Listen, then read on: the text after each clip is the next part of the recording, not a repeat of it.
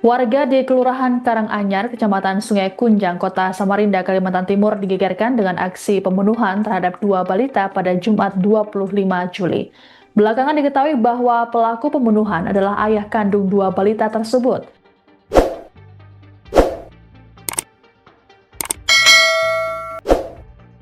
Aksi pelaku disebut karena sakit hati seusai sang istri ingin bercerai dan menuding pelaku tidak mampu menafkahi keluarga.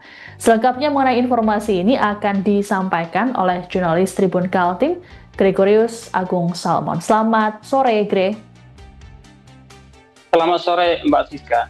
Baik, Gre, bisa disampaikan bagaimana dengan kronologi pembunuhan terhadap dua balita di Samarinda ini? Baik, Mbak Siska, kemarin tepatnya pada hari Jumat, sekitar pukul 5 sore, di kota Samarinda dikejutkan dengan sebuah peristiwa tragis, yang mana seorang ayah kandung, tega menghabiskan nyawa dua putranya sendiri, yang masih berusia balita 4 tahun dan 2 tahun. Dan aksinya pun seorang diri.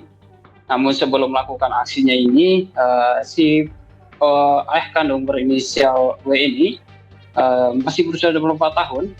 Dia telah merencanakan sebelumnya sekitar pukul 15.00 dan ingin menghabiskan dua putranya tersebut di kolam renang belakang rumahnya.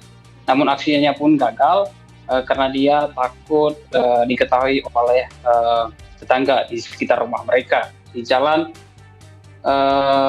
Rimbawan, Gambakre, RT 35, Kelurahan Karanganyar, Kecamatan Sungai Kunjang, Kota Samarinda. Dan sekitar pukul 17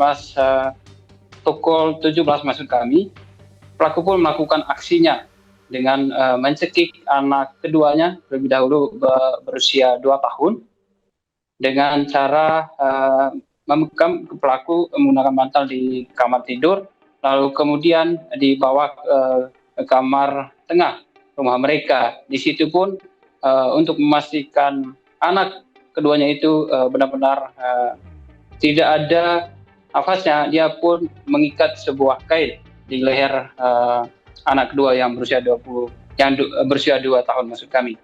Dan kemudian setelah dipastikan anak keduanya ini sudah meninggal, pelaku pun melakukan aksi yang sama kepada anak keduanya, kepada anak pertama yang masih berusia 4 tahun. Dengan cara yang sama, pelaku mencekik bagian leher korban dan kemudian mengikat tali dan membawa di kamar tengah rumah mereka.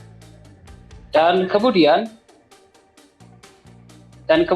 aksinya pun baru diketahui oleh seorang nenek dari sang pelaku berinisial W ini. Sang nenek pun saat itu ingin bermain sama cucunya yang berusia 4 tahun sama 2 tahun ini, baru masuk dalam rumah langsung dikena pukul sama oleh pelaku.